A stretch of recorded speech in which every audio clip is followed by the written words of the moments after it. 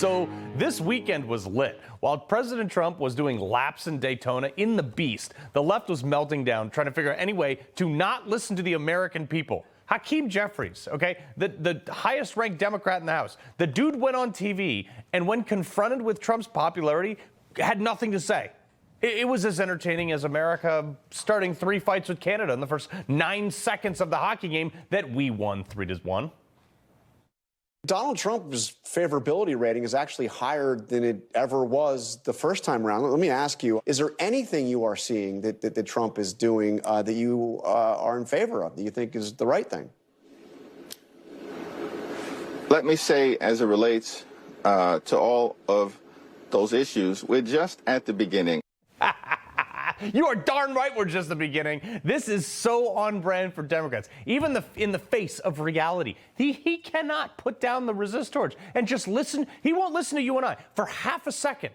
Even today, you mentioned Tanya Chutkan, the hand-picked judge that was to oversee Trump's D.C. election case.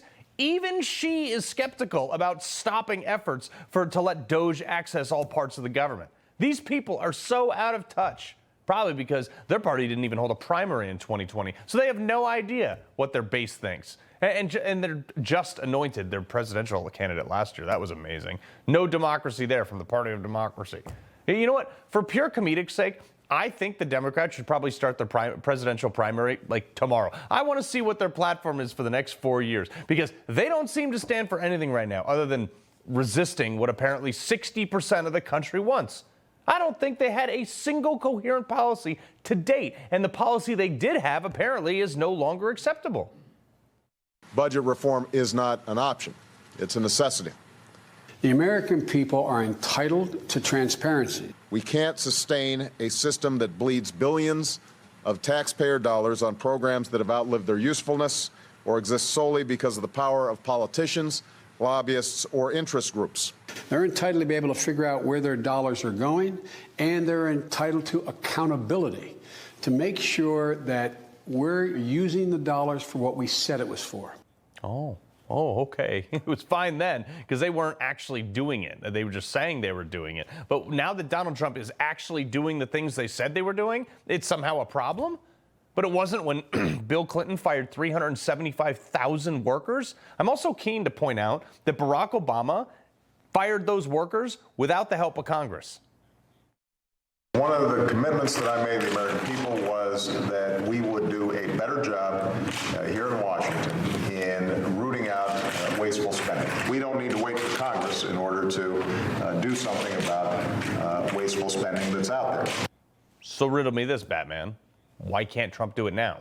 I mean, we actually all know why, because of those cuts that are actually happening this go around. And this is how I know the entire thing is a grift in D.C. Look at it that stays in government and is in control no matter which party is in power. But here is a map of all the homes for sale in and around the Beltway.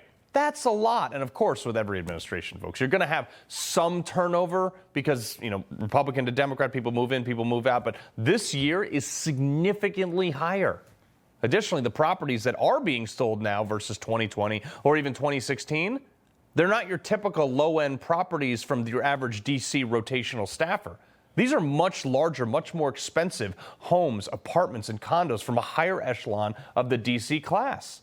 In fact, so many are going on the market now, it's a near fire sale, with values plummeting. This is what I voted for. This is how you know what Trump and Elon are doing is working. This is the visualization of moving the needle. This is why these people are fighting so hard to try to convince the world that there is no fraud, waste, and abuse.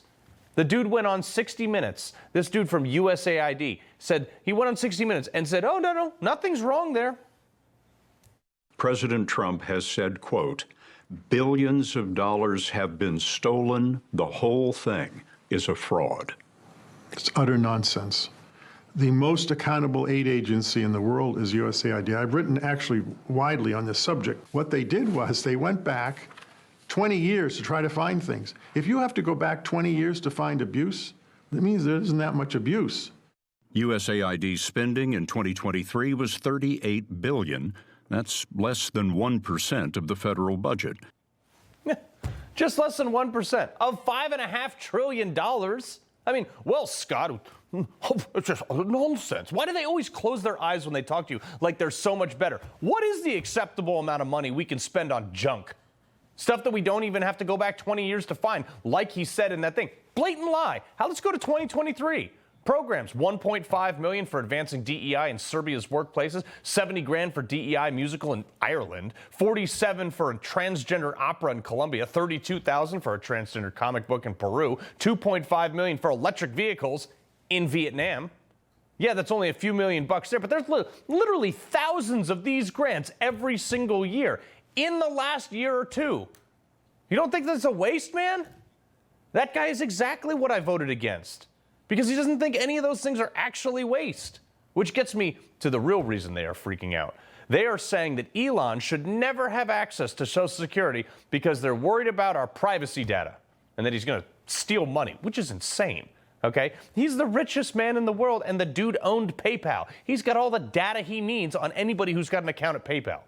And the only way he'd be able to get away with stealing anything is if the system was that broken and unaccountable. So obviously the Democrats know the system's broken and unaccountable.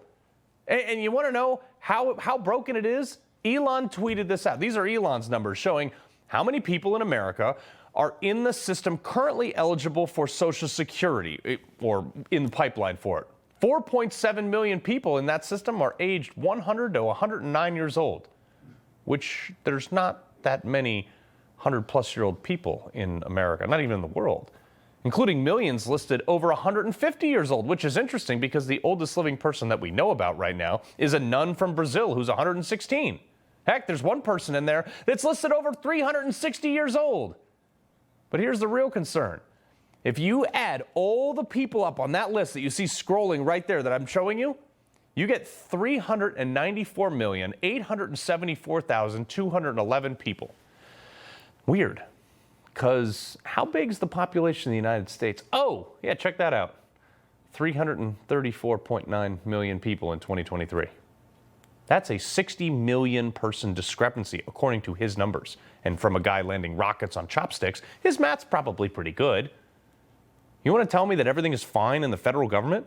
That we don't need some sort of massive audit, and that we should just, hey, let's just let the same people like that guy on the USAID interview run this.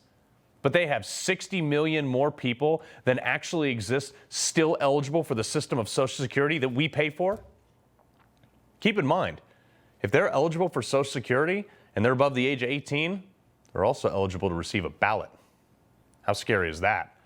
Considering Trump's margin of victory was just under 2.3 million. Now you see why the deep state is kicking and screaming? He loves the Constitution. He fights for what's right. He hates the bad guys. He's a freedom warrior. He's your freedom warrior. Watch Carl Higbie every weekday on Newsmax.